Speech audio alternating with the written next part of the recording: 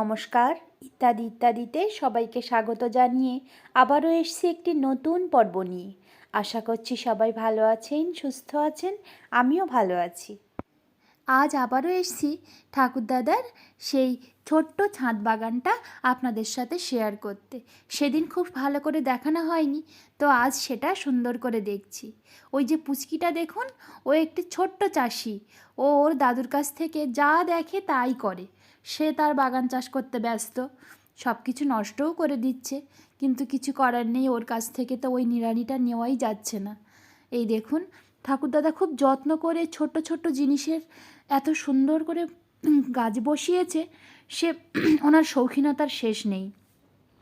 একটা মাত্র ছোট বালতির ভিতরে ওই যে দেখুন লাউ গাছ বসিয়ে এত সুন্দর ফলন হতে পারে, সেটা কল্পনার অতীত। চোখে না দেখলে বিশ্বাসই করবেন না। আপনারা দেখুন, প্রত্যেকটা ডালে ডালে লাউ হয়েছে, এত সুন্দর।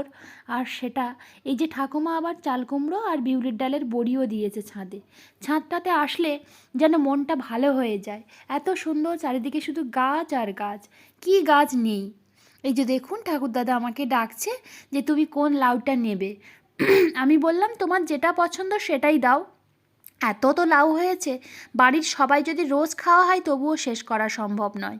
এই বাগানটা শুধুমাত্র তার শখের বাগান, আর কিছুই নয়। তিনি তার অবসর জীবনটা এই বাগানের মাধ্যমেই কাটিয়ে দেন। সারাটা দিন যখনই সময় পান এই বাগানেই তিনি তার সময়টা কাটান।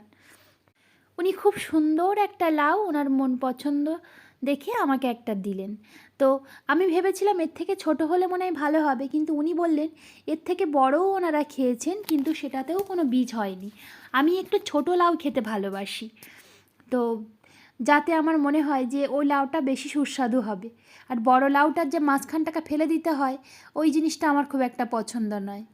এই যে দেখুন, ও ছাদ পরিষ্কার করতেই ব্যস্ত।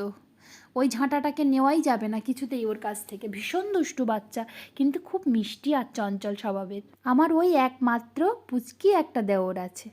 প্রত্যেকটা ফলকে ঠাকুরদাদা প্লাস্টিক দিয়ে মুড়ে দিয়েছে, যাতে না ওই পোকারা এসে ফুল ফুটিয়ে দেয়, সেই জন্য।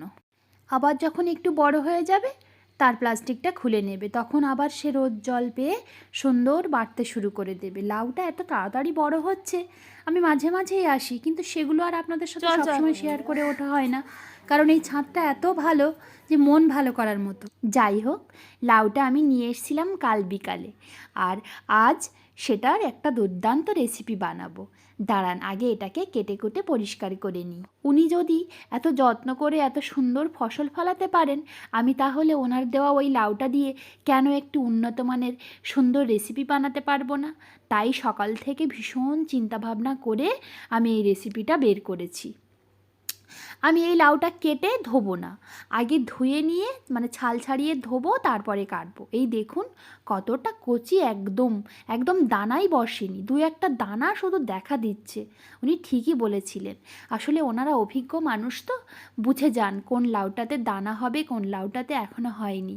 যাই হোক, আমি একটা লাউয়ের অর্ধেকটা রেখে দিয়েছি, আর অর্ধেকটার এক ভাগ দিয়ে আমি মাছ দিয়ে ঝোল করব, আর এক ভাগ দিয়ে আমি এই যে গ্রেটারে ঘষে নিচ্ছি, যেটা আপনাদের সাথে শেয়ার করব। এই যে দেখুন, আমি গ্রেটারে খুব সুন্দর করে ঘষে নিয়েছি, একদম মিহি করে। আর এই অংশটা তো আমি মাছ দিয়ে ঝোল করব। চলুন দেখে নেওয়া যাক আমি কি কি মশলা নিয়েছি। নারকেলের ছাই, আদা, কাঁচা লঙ্কা, আলমন্ড, কাজু আর চিংড়ি মাছ, আর নিয়েছি গোটা গরম মশলা। আমি এই যে নারকেলের ছাই, এই যে আদা, কাঁচা লঙ্কা, আলমন্ড আর কিশমিশটা একটু মিহি করে পেস্ট করে নেব ব্লেন্ডারে।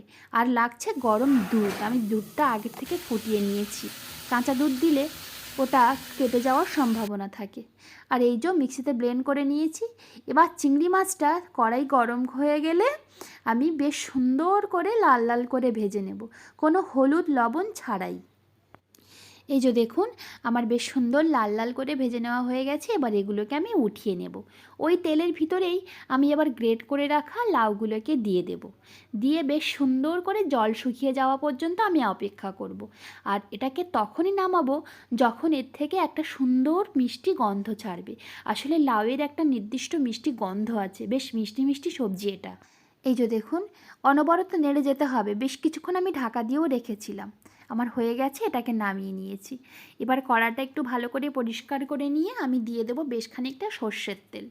দিয়ে এবার এটা ফোড়নের জন্য আমি যে গোটা গরম মশলা নিয়েছিলাম, 2টো এলাচ আর একটু লবঙ্গ, এবার এটাকে দিয়ে দেব। দিয়ে একটু লবণ দিয়ে দিয়েছি, কারণ এই যে আমি যে কাজু, আলমন্ড আর ওই যে কাঁচা লঙ্কার আদার পেস্টটা দেবো যেন জল না ছিটকায়, তাই জন্য আমি লবণটা দিয়েছিলাম। দিয়ে ওই ব্লেন্ডারটা ধুয়ে একটু জল দিয়ে দিয়েছি, আর দিয়েছি সামান্য একটু হলুদ, যাতে কালারটা একটু সুন্দর, একেবারে সাদা না হয়ে একটু হালকা হালকা লালও হয়। এই যে আমার মশলাটা কষে নেওয়া হয়ে গেছে, বেশ খানিকক্ষণ মশলাটা কষতে হবে, যতক্ষণ না আদার গন্ধ চলে যাবে ততক্ষণ মশলাটা কষতে হবে। এবার মশলাটা কষা হয়ে গেলে ওই লাউটা দিয়ে দেব।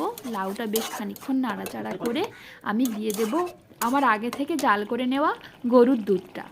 এটা বেশ খানিকক্ষণ ফুটিয়ে নিয়ে আমি কয়েকটা কাঁচা লঙ্কা টুকরো করে রেখেছিলাম, ওটাকে দিয়ে দেব। আমার মনে হলো দুধটা একটু কম, তাই জন্য আমি আবার একটু ওই গরম দুধ দিয়ে দিয়েছি। এবার ওই ভেজে রাখা চিংড়িগুলোকে দিয়ে বেশ খানিকক্ষণ ঢাকা চাপা দিয়ে আমি রান্না করব। এবার ঢাকনাটা খোলার সাথে সাথে কি অসম্ভব একটা ভালো মিষ্টি গন্ধ সারা বাড়িতে মোমো করছে জানেন। ব্যাস, আমার কিন্তু রান্নাটা একেবারেই কমপ্লিট, কিন্তু একটা জিনিস কিন্তু দেওয়া হয়নি।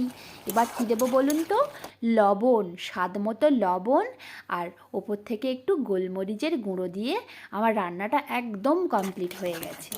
এই যে আমি বেশ সুন্দর করে নেড়ে চেড়ে নামিয়ে নিয়ে পরিবেশন করলেই রেডি হয়ে যাবে আমার এই গরম গরম লাউ চিংড়ির কোরমা রেসিপি। আমি জানি আমি যেমন আপনারাও তেমন শুধু লাউ চিংড়ি খেয়েছি, না হয় শুধু লাউ দিয়ে দুধ দিয়ে খেয়েছি, মানে দুধ লাউ, কিন্তু লাউ দিয়ে চিংড়ি আর দুধের যে এই যে মিশ্রিত রান্না, এটা আমার মনে হয় আগে কেউ খাননি। এটার আমি একটা নাম দিয়েছি লাউ চিংড়ির কোরমা। আপনাদের কেমন লাগলো অবশ্যই কমেন্ট করে জানাবেন। আজ তাহলে আসছি, আবার আসবো নতুন একটি পর্ব নিয়ে। ততক্ষণে সবাই ভালো থাকবেন, সুস্থ থাকবেন, আর লাইক, কমেন্ট, শেয়ার, সাবস্ক্রাইব করে আমাকে এগিয়ে যেতে সাহায্য করবেন। নমস্কার। ভিডিওটা খুব লম্বা হয়ে যাচ্ছিল, তাই আমি একটু স্পিড বাড়িয়ে দিয়েছি। এডিট করতে গিয়ে আমার ছোট্ট একটা ভুল হয়েছে, আমি এক জায়গায় কিশমিশ বলে ফেলেছি। এই রান্নায় কোনো কিশমিশ ব্যবহার হয়নি, দুঃখিত।